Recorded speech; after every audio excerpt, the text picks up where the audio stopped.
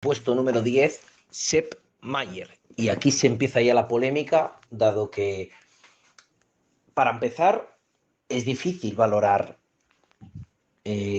porteros con jugadores. Quizá yo les minusvalore bastante, pero va a ser el único portero alemán en mi lista. Punto número 1. Punto número 2, Sepp Maier aparecerá por delante de Oliver Kahn y de Neuer. Me gusta más. Como portero era más, paraba más, era más ágil. A veces ha tenido errores graves. Ese portero pintoresco, mal de la cabeza, como tienen que estar los porteros. Pero si miramos el currículum me apoya bastante, porque Sepp Maier, en mi opinión, es uno de los tres jugadores más importantes de la mejor selección alemana y el mejor Bayern de la historia, junto a Franz Beckenbauer y Torpedo Müller. Él gana 5 ligas, 3 Copas de Europa consecutivas, una Eurocopa, la del 72, y un Mundial. La Eurocopa del 72, que dicen algunos expertos que jugaba mejor al fútbol que la del 74. Estoy de acuerdo. Estoy de acuerdo, pero la del 74 se lo ganó a un tal Johan Cruyff y su naranja mecánica, en el que para mí es uno de los mejores partidos de la historia del fútbol.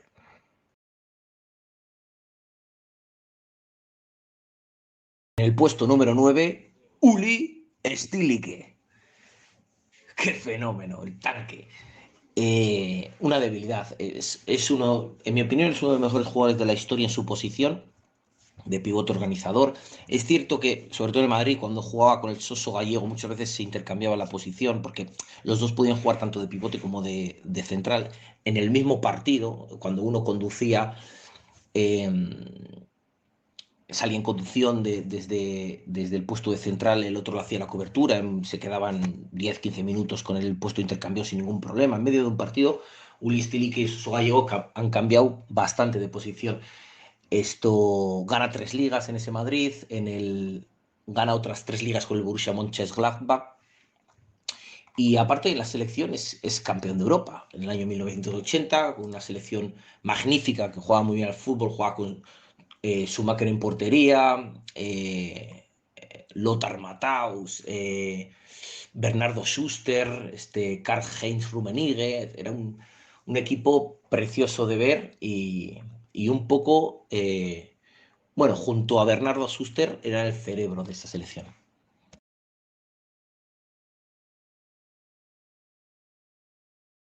En el puesto número 8, Philipp Lahm.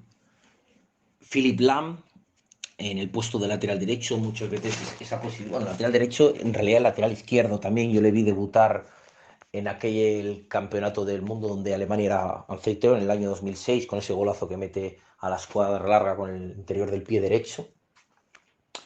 Y ahí es donde yo conozco a Philipp Lahm. La regularidad que ha tenido este chico es muy poco común, porque ha logrado estar muchos años en la máxima élite, en la maximísima élite, porque él se jubila en el Bayern de Múnich.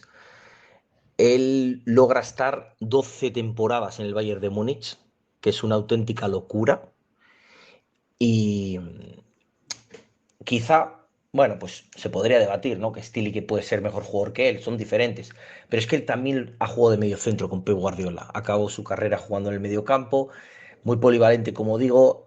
Su currículum trae 8 ligas, una Copa de Europa, un Mundial, el famoso Mundial del 2014 con aquella goleada histórica a Brasil. Philipp Lahm era uno de los baluartes del equipo, y merece estar en este top. En el puesto número 7, y aquí he tenido muchas dudas, Andreas Brehme. Quizá hay quien dice que es el mejor ambidiestro de la historia del fútbol. Habría que repasar jugadores ambidiestros. Yo diría que no, pero sí que es un jugador súper polivalente. Eh, Sobre todo yo creo que en el puesto de lateral es donde él se sentaba más a gusto, incluso de lateral izquierdo, era ambidiestro total. Esto, yo creo que le pegaba algo mejor con la derecha. Al final, los penaltis, que era el tirador oficial del equipo, los tiraba con gente muy buena. Los tiraba con la pierna derecha. Y yo le valoro como uno de los mejores laterales de la historia del fútbol, sin debate. Sin debate. Este jugador, por supuesto, gana el Mundial del 90 con Alemania, aquella más que famosa. Él mete el gol en la final de penalti, aquel mítico partido contra la Argentina de Maradona, que hay quien dice que hubo robo en el partido. Este, y tiene un detalle muy importante que en la liga alemana no se suele dar, que es que ha ganado una liga con el Bayern y otra con el Kaiserslautern. Esa liga tiene valor por 4 del Bayern prácticamente. Y aparte ganó también en la 88-89 una liga con el Inter, una serie A. Es un jugador súper polivalente, como digo, técnicamente muy dotado y no podía faltar. En el puesto número 6, Bernd Schuster. Este jugador es una pena porque en cuanto a talento debía de estar más arriba. Estamos hablando de uno de los mejores jugadores en la historia de su posición, superior a Uli Stielike. Es un jugador con un pase largo, además sin cargar la pierna, descomunal, una visión de juego, visión panorámica muy, muy especial, manejo de las dos piernas, un golpeo tremendo, experto tirador de faltas. Dato curioso, ha jugado en los tres grandes creo que es el único jugador que ha jugado en los tres grandes de España, en el Barça, en el Real Madrid y después en el Atlético de Madrid. Eh, Estamos hablando de un jugador que ha llegado a ser segundo, o sea, balón de plata, segundo en el balón de oro después de su compañero Rummenigge. Ha sido otro año también balón de bronce. Estamos hablando de un jugador que gana la Eurocopa del 80, ganador de 3 ligas. Una pena porque su carácter le ha hecho, bueno, tuvo que dejar muy pronto la selección, si no, pues tendría un palmarés bastante superior. Bernardo era un jugador súper talentoso, pero muchas veces su temperamento no le ha permitido llegar a puestos más altos.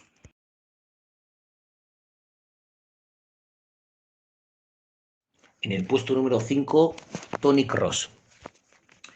Bueno, ¿qué decir de Tony Cross? Supongo que todos le conoceréis.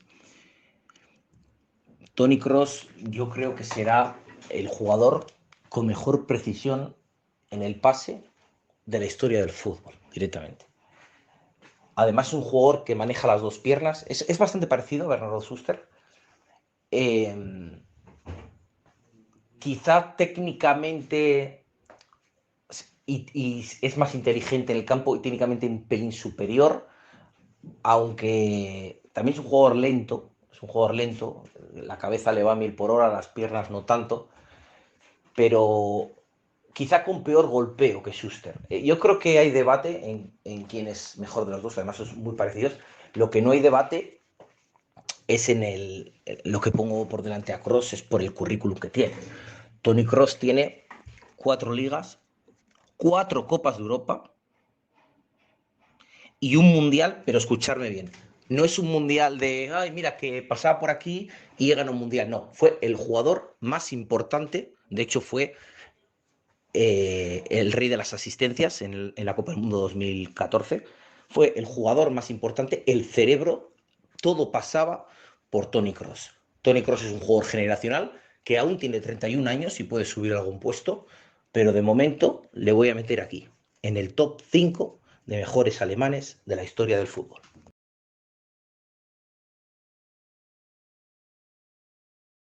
En el puesto número 4, Karl-Heinz Rummenigge. Bueno, vamos a ya con el primer jugador ofensivo, me acabo de dar cuenta. Bueno, para empezar, este jugador ya es Balón de Oro. Él gana la Eurocopa del 80 y eso le permite ser el Balón de Oro. De hecho, gana 2 Balones de Oro consecutivos, lo cual estamos hablando de un jugador de primerísimo nivel. Es un jugador que ha ganado 2 ligas y ha ganado 2 Copas de Europa con el Bayern de Múnich. Este jugador estuvo al canto de un duro de ser absoluta leyenda, porque él pierde el Mundial del 82 de Naranjito, de España, que lo gana Italia, la Italia de aquella de Paolo Rossi, y es su campeón, y en el famoso Mundial del 86, que lo gana un tal y poco conocido por el público Diego Armando Maradona, que lo gana solo aquel Mundial, otra vez Alemania, la Alemania de Rummenigge es subcampeona, ¿no? Bueno, estamos hablando de un jugador técnico, regateador, un buen promedio de goles, fuerza, polivalente, porque yo le he visto tirado a una banda, le he visto de segundo punta, le he visto arriba. Bueno, es un jugador élite, como su currículum lo demuestra. Vamos con el bronce. En el puesto número 3, Lothar Matthaus. Lothar Matthaus es un centrocampista que ha jugado en su carrera de pivote defensivo, ha jugado un poco más adelante, ha llegado a jugar incluso de media punta. De hecho, era el 10 en el Inter, esa pequeña etapa que juega en el Bayern, se va al Inter, luego vuelve al Bayern. Ha jugado de central, ha jugado de líbero, emulando a su compañero Franz Beckenbauer. Y bueno, Lothar Matthaus lo ha ganado. No ha ganado la Copa Europa, eso es la verdad, no ha ganado la Copa Europa, pero ha ganado 8 ligas. Ha ganado en el año 80, gana la Eurocopa con Alemania. En el año 90 gana el Mundial con Alemania. Le permite ganar el Balón de Oro. De hecho, en el 91 queda Balón de Plata, o sea, mantiene una regularidad. Y fijaros, en la Copa de Europa estuvo a puntito, a puntito, a puntito, lo único que le falta de ganar, porque él pierde aquella más que famosa final en el Camp Nou que juega contra el Manchester United de Beckham, de Giggs, aquella que de los córner, que en el minuto 90 iba ganando 1-0 el Bayern, jugando mucho mejor, mereciéndose esa final. Hay quien dice que el Bayern de Múnich gana las finales que no se merece y pierde las que merece.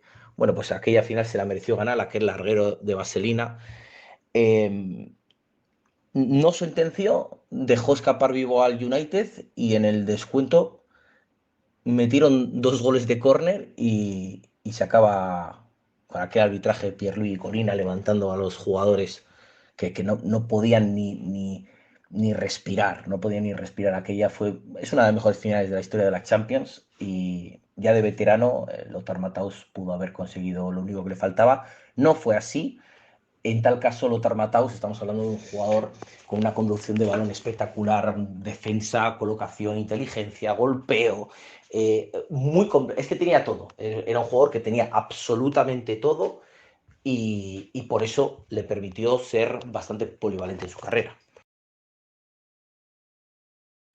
Plata, en el puesto número 2, el Torpedo Müller.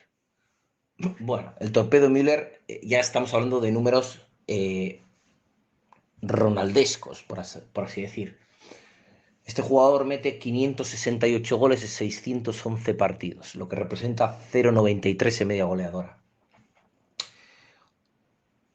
Asistencias metiéndolas ahí, lógicamente superará el gol por partido. Las asistencias no se reflejan en jugadores antiguos, es una pena. Pero estamos hablando de que si tú sales a jugar con Torpedo Müller al campo, tú empiezas ganando 1-0 simplemente por ello. Probablemente, en mi opinión, es el mejor jugador de la historia en el área pequeña, ¿vale? Delantero de estos de área pequeña, de olfato goleador, que tiene muchos recursos para hacerte gol, porque pese a la altura iba muy bien de cabeza, saltaba mucho, muy fuerte, goles con eh, muy acrobáticos. Tenía muchos argumentos para meterte gol. Era rápido, tenía una finalización espectacular, en el mano a mano muy fiable también, sobre todo se sabía mover ahí, ¿no? A medida que tú vas adelantando posiciones, tú tienes menos tiempo y tienes menos espacio. Él se sabía buscar ese pequeño espacio siempre dentro del área para, al final, lo importante que es meter gol. Este jugador gana 4 ligas, gana 3 Copas de Europa consecutivas, es Balón de Oro en el 70, le ganó aquel el Balón de Oro a Bobby Moore, campeón de Europa en el 72, campeón del mundo en el 74, metiendo gol en la final a la naranja mecánica de Johan Cruyff. Ya hemos hablado de ese partido. Y bueno, lógicamente es uno de los mejores delanteros de la historia del fútbol y como tal tiene que estar plata en cuanto a los alemanes. Y oro en el puesto número 1, a años luz del segundo. Obviamente no podía ser otro, el mejor defensa de toda la historia, el Kaiser Franz Beckenbauer. Franz Beckenbauer, no voy a hablar de sus títulos porque son los mismos exactamente que Torpedo Müller. Fueron compañeros en la selección alemana, compañeros en el Bayern de Múnich. El capitán. Este jugador, amén de haber ganado 2 Balones de Oro que se los quita Johan Cruyff, 2 Balones de Plata también, un Balón de Bronce también, o sea, un jugador que longevo.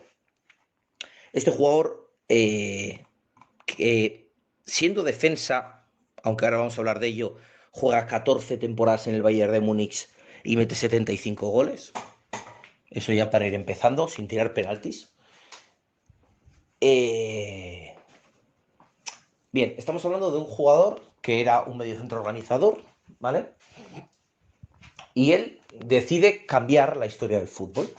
Él considera de que él necesita ver el máximo campo posible. Entonces, si él retrasa su posición, va a tener más tiempo y más espacio para pensar. Es un jugador que se dedicaba a pensar, a tomar buenas decisiones, a regalar segundos a los compañeros. Entonces decide inventarse la posición de líbero, que es una posición en la cual está el último hombre, o sea, por detrás del central, rompiendo el fuera de juego, con la misión de estar colocados, bien colocadete, para hacer ayudas defensivas y sobre todo él juega de libre porque es el que inicia la salida de pelota. Al Bayern no se le podía presionar porque el que inicia el juego es Franz Beckenbauer y a partir de ahí pues te da pases de 5 metros, te da pases de 40 metros al pie. El compañero que mejor esté colocado para recibir ese balón, ahí va a dársela a Beckenbauer, se la va a dar siempre con ventaja, no le va a hacer falta parar. Tú puedes ir en carrera, no hace falta que te frenes, el pase te va a ir siempre con ventaja.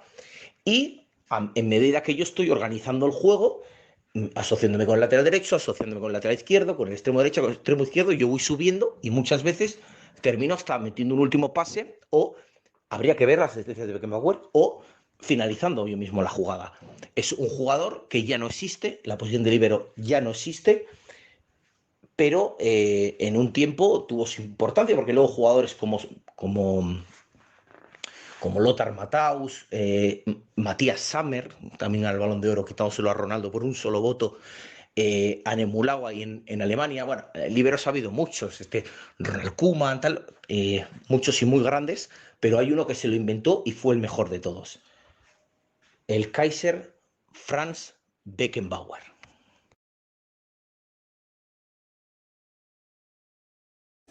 Pleased to meet you.